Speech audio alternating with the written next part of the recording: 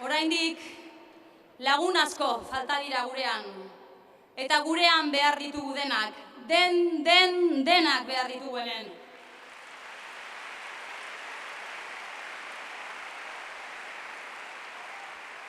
Euren artean daude, gaur justo 3 urte, polizia espainiarrak atxiloturiko Arnaldo Otegi, Rafa Díez, Sonia Jacinto, Miren Zabaleta eta Arkaitz Rodríguez.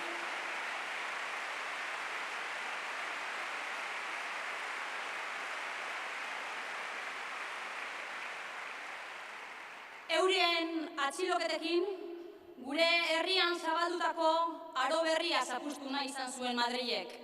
Baina argi dago, ez zuen lortu, ez du lortu eta ez du lortuko. Gaurkoan, zuekin eta Euskal Herriarekin, Logroñoko espetxetik Arnaldo Otegi.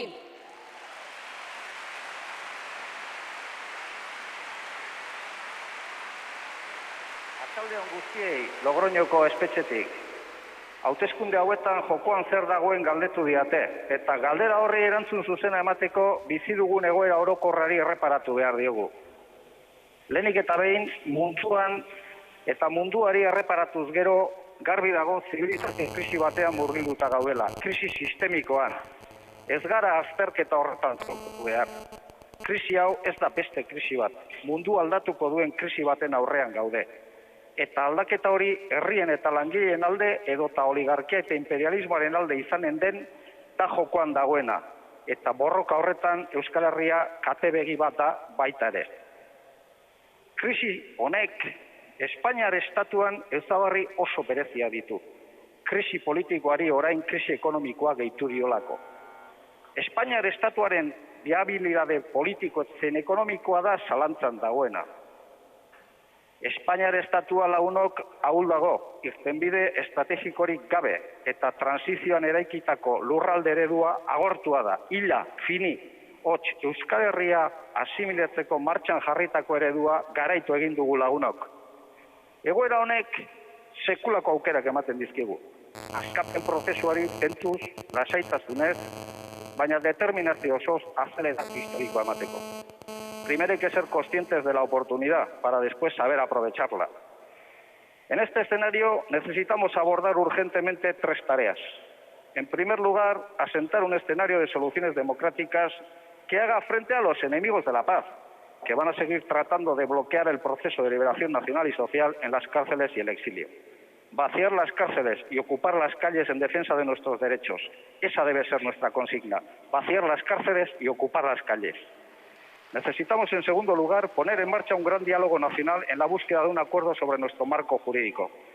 Ese diálogo nacional no debe encerrarse en los muros de ninguna institución. Al contrario, hay que abrirlo al conjunto de Euskal Herria, al conjunto y a la participación democrática de todos los agentes políticos, sociales, sindicales, culturales de este país.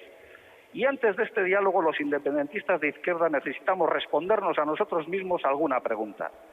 Después de décadas de permanente oferta al Estado para un acuerdo de mínimos democráticos, ¿es ese acuerdo posible?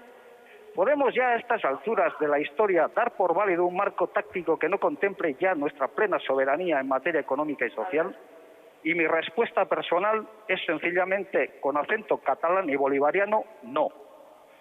Ezker Abertzaleak ziklo armatua gaindituta dela esan zuen bezala gaur esan behar du argi eta garbi autonomiaren zikloa ere bukatua dela. Ezen akordio taktikorako. Azken elkarrizketa prozesua bukatu zenean zer adierazi zuen Rubalcaba jaunak. Eta erakundea ira bezala bukatu beharrean grapoa bezala bukatzea erabaki zuela. Gaur urte batzuk berantago hau esaten diogu bai Rubalcabari eta bai estaduko agintariei. Irlandan bezala akordioarekin gatazka politikoa bukatzea zenuten, baina gatazka Eskozian, Flandrian, Quebecen edota Katalunian bezala bukatzea erabaki dezute. Hots, independentzia zuzenean. Bide horretan, azken bi erreflexio lagunok, bestela Basagoiti jauna enteratuko da hitz egiten ari naizela eta moztuko du. Urriaren 21 eman zuen babesa eta botoa EH Bilduk aurkeztutako gizon emakumei. Guk jada bozkatu diegu postaz eta esan dezakegu Logroñoko patioetan gehiengo absolutua duela EH Bildu. Animo Laura eta gobernu taldea, maite zaituztegu. Bukatzeko, definitiboki, nire besarkadarik sentikorren alarazi nahi diet, presoen sendiei, preso gaixoei, Josuri bereziki, eta preso diren burkide guztiei. Bati bat bereziki neurekin orain dela 3 urte atxilotuak izan ziren Sonia, Arkaitz, Miren eta Rafari. Sonreír porque vamos a luchar, sonreír porque vamos a ganar. Jotake irabazi arte, irabaztera, irabaztera, irabaztera. Irabazteko jaio ginen eta irabaztiko dugu. Gora Euskal Herria Sozialista.